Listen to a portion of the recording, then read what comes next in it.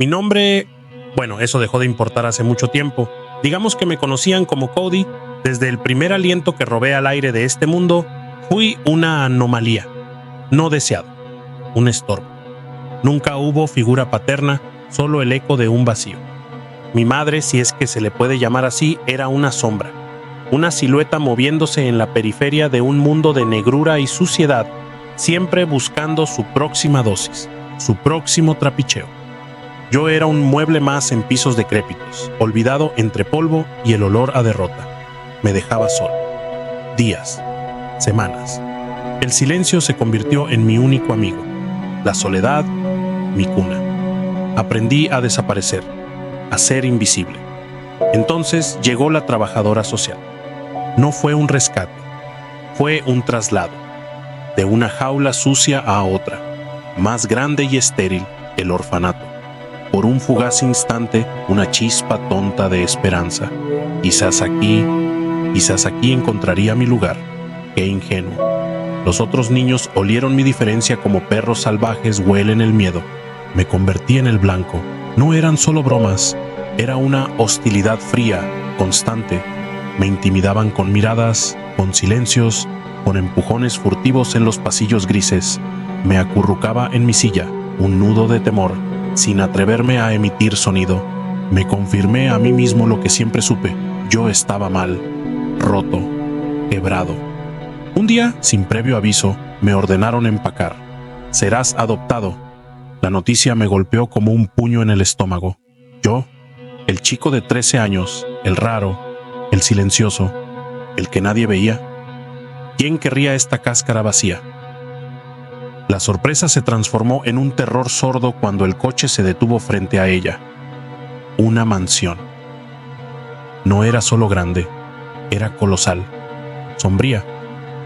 Sus ventanas parecían ojos vacíos mirándome. Un lujo frío y distante, más allá de cualquier cosa que mi existencia miserable pudiera concebir.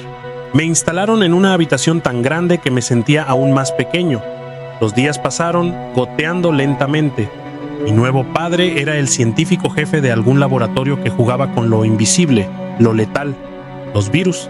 Su trabajo lo consumía y pronto volví a mi estado natural de abandono. Pero esta vez, la soledad no me llevó a la apatía, me llevó a la curiosidad. Empecé a merodear su laboratorio casero, un lugar fascinante y repulsivo a la vez, lleno de frascos burbujeantes, olores químicos punzantes y la promesa latente de la destrucción. Él, mi padre, notó mi interés. Quizás vio una chispa de sí mismo, o simplemente un proyecto para llenar el vacío. Empezó a explicarme, y no hablaba de la vida, sino de la muerte, del poder sigiloso de los virus para infiltrarse, replicarse, desmantelar un organismo desde dentro. Era hipnótico, el poder destructivo, el control final. Empecé a llevar mi propio diario de trabajo, llenándolo de bocetos febriles, fórmulas robadas y observaciones perturbadoras. La escuela se volvió una molestia, un lugar donde los otros normales me señalaban con miradas de repulsión.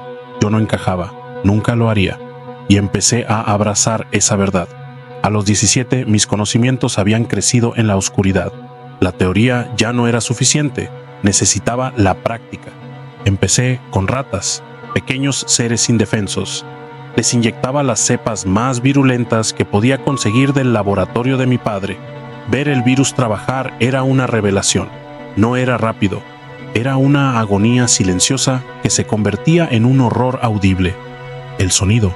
Los ratos emitían pequeños chirridos desesperados al principio, que se volvían gorgoteos húmedos, jadeos roncos, como si sus diminutos pulmones se licuaran o explotaran. Un sonido de asfixia interna. Era sublime. Me llenaba de una satisfacción helada. Pronto, el pensamiento se volvió una obsesión. ¿Qué sonido haría un humano? El pensamiento se enroscó en mi mente como una serpiente. Cuando lo mencionaba, la reacción era siempre la misma. Miradas de horror, susurros de enfermo, necesita ayuda. No entendían. No era crueldad por crueldad, era una búsqueda científica, la búsqueda del sonido perfecto de la aniquilación. La oportunidad llegó. Un día, solo en el laboratorio de mi padre en la ciudad. La tentación fue irresistible. Llené una jeringa con una cepa experimental particularmente desagradable, una que prometía una muerte lenta y espantosa. Esa noche la mansión dormía, envuelta en un silencio gélido. Me vestí con ropa oscura, camuflaje para el alma que ya habitaba las sombras. Bajé al sótano, un lugar polvoriento lleno de objetos olvidados. Encontré mi viejo bate de béisbol. Junto a él, un frasco lleno de clavos oxidados, retorcidos. La idea me golpeó con la fuerza de una epifanía. Clavé los clavos en la punta del bate, un arma brutal, primitiva, infectada con el óxido y la suciedad del tiempo. Encontré una vieja máscara antigas mohosa y unas gafas de soldador con los cristales tintados de un inquietante azul. Con mi equipamiento macabro, salí. Me dirigí al laberinto de calles olvidadas, al corazón podrido de la ciudad. Un barrio donde la desesperación se pegaba a las paredes descascaradas. Escogí una casa al azar, vieja, destartalada, sus ventanas ciegas parecían suplicar el final.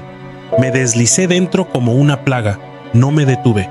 El bate mejorado era eficiente, silencioso, brutal. Las figuras somnolientas se convirtieron en masas sin forma en el suelo, silenciosas y rotas. Pero a la última, un hombre de unos 50 años lo dejé para el experimento principal. Lo inmovilicé. Sus ojos, llenos de un terror mudo, se fijaron en los míos a través de los cristales azules de mis gafas. Sentí una excitación helada recorrer mi espina dorsal. Levanté la jeringa. El líquido oscuro brilló bajo la escasa luz que se filtraba. La inyecté. La espera fue agonizante. El hombre temblaba, emitiendo pequeños gemidos ahogados. El virus, el invisible depredador, se abría camino. Sus venas empezaron a sobresalir, con un tinte oscuro y enfermizo. Su piel adquirió un tono grisáceo. Y entonces empezó. No fueron gritos. Fueron los sonidos que había estado anhelando. Gorgoteos guturales que salían de su garganta, como si se estuviera ahogando en su propia sangre. Tos seca, violenta, que parecía desgarrarle el pecho. Jadeos desgarrados, desesperados, cada uno más débil que el anterior. Un concierto de asfixia interna. Duró lo que pareció una eternidad y un instante. Sus ojos se desorbitaron, la vida drenándose, y se desplomó en el suelo con un último, espantoso estertor húmedo. El silencio volvió, roto solo por el latido frenético de mi propio corazón y el goteo. Sonreí bajo la máscara antigás, una sonrisa amplia y terrible. Lo había logrado.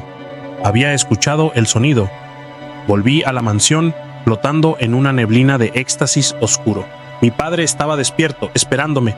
Algo en mi presencia lo alertó. En mi arrogancia, en mi retorcida necesidad de validación científica, incluso de él, le conté lo que había hecho. Esperaba, no sé, comprensión, asombro. En cambio, su rostro se contrajo en puro horror y asco. Me miró como me habían mirado los otros niños, los maestros, mi madre, como si fuera un monstruo, un bicho. Corrió hacia el teléfono. No podía permitirlo, no después de todo. Con un movimiento rápido, levanté mi bate con clavos oxidados y lo dejé caer con toda mi fuerza sobre su cabeza. Salí corriendo, no hacia afuera, sino de regreso a la ciudad, al laboratorio principal de mi padre. Usé su identificación para entrar. No era una huida, era una redotación. Llené una bolsa con jeringas, frascos de virus, mi verdadero tesoro. Antes de buscar refugio, sentí la necesidad de una última prueba. Volví al laberinto de calles oscuras, al azar. Otra puerta abierta, otro regalo de la ciencia a la humanidad desprevenida. El sonido se grabó en mi memoria. Después, el bosque. Un refugio primitivo, alejado del rastro del hombre. Caminé sin rumbo bajo la luna, y entonces lo vi. O sentí su presencia antes de verlo. Una figura en la penumbra. Un chico. Llevaba unas gafas con cristales de un naranja inquietante y lo que parecía un bozal sobre la boca, una sudadera gris y capucha azul oscura, y en sus manos, 2 hachas, afiladas incluso en la oscuridad. Me congelé tras un árbol. ¿Me había visto? Cuando volví a mirar, ya no estaba. El pánico empezó a trepar por mi garganta. Miré a mi alrededor frenéticamente, y entonces estaba allí, justo delante de mí, pocos metros. Sus ojos anaranjados me miraban a través de las gafas. Su voz era baja, extrañamente nasal a causa del bozal, pero clara. «Sal de ahí, te conozco, no tienes nada que ocultar». No sentí amenaza, solo una extraña resonancia, un reconocimiento. Salí de mi escondite, la adrenalina todavía bombeando, mis manos temblando ligeramente. ¿Quién eres?», logré preguntar. Me llamo Toby. Quise responder Cody, pero el nombre se atascó. Algo más emergió, algo que sentí que era mi verdadero nombre, el nombre de lo que me había convertido. «Xvirus», susurré. Un escalofrío que no era de miedo me recorrió. Toby inclinó ligeramente la cabeza en lo que parecía una sonrisa bajo el bozal. «Encantado de conocerte, Xvirus». Dio media vuelta y empezó a caminar hacia la oscuridad más profunda del bosque. «Ahora, ven conmigo». Lo seguí, sin dudarlo, dejando atrás mi viejo nombre, mi vieja vida, el rastro de sangre. Por fin había encontrado a alguien que me veía, que me entendía. Mi hermano, mi sombra. Y juntos empezaríamos el verdadero trabajo. El mundo no estaba preparado para nosotros.